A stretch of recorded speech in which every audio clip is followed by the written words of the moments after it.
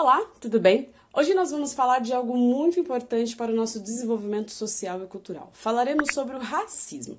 Mas antes de entrar no tema, vamos entender o que é sociedade? Sociedade é um conjunto de seres que convivem de forma organizada e baseiam-se no espaço público e no conjunto de normas. Todos nós vivemos em sociedade e sua organização é influenciada pelos comportamentos e a forma como nos relacionamos, individualmente ou em grupo.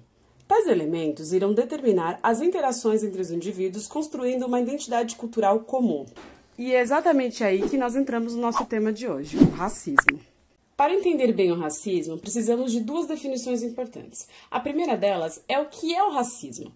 O racismo é um ato ruim e de distinção a qualquer grupo de pessoas com características diferentes, seja por etnia, religião ou cultura.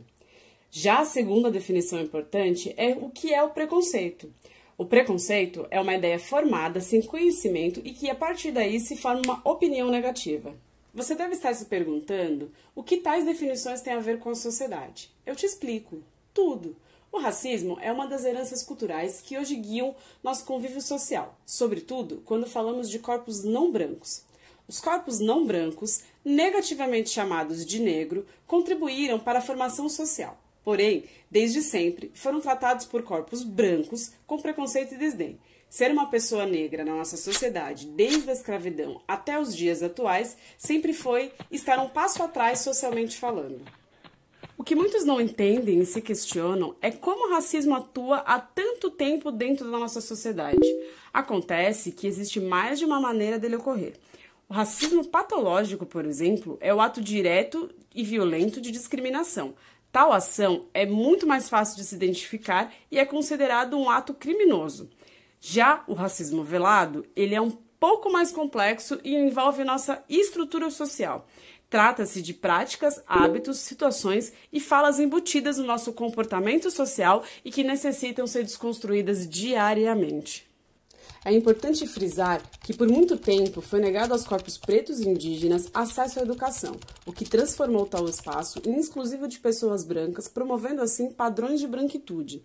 A população negra, até hoje, por exemplo, mesmo com incentivos raciais, está relacionada em sua maioria com a falta de acesso à escolaridade, pobreza e exclusão social. Outra forma de incentivar a cultura racista são falas e hábitos que promovem preconceito e que ferem indiretamente a corpos não brancos. Para seguirmos na mão contrária do comportamento racista, é necessário modificar estruturas diárias. Se você é um corpo não branco, tenha em mente que a culpa não é sua. Porém, é fundamental aceitar que corpos brancos foram e, infelizmente, continuam sendo, em sua maioria, opressores.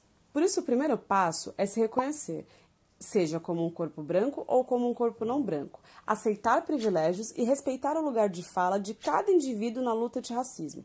A voz do corpo branco é essencial, desde que se manifeste pelo ponto de vista do opressor e jamais do oprimido. Em contrapartida, a voz dos corpos não brancos devem seguir cada vez mais em evidências, lutando por uma posição de equalidade.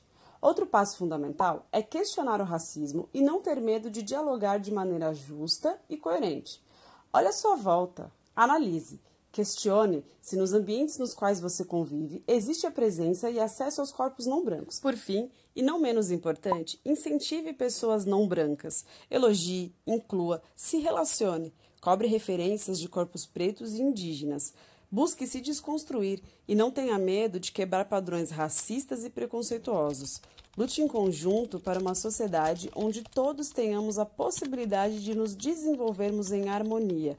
Assim, o racismo e o preconceito em qualquer nível não terão vez. Se você ficou com alguma dúvida, não hesite em nos perguntar. O diálogo e a boa comunicação são portas de entrada para uma educação assertiva e amorosa.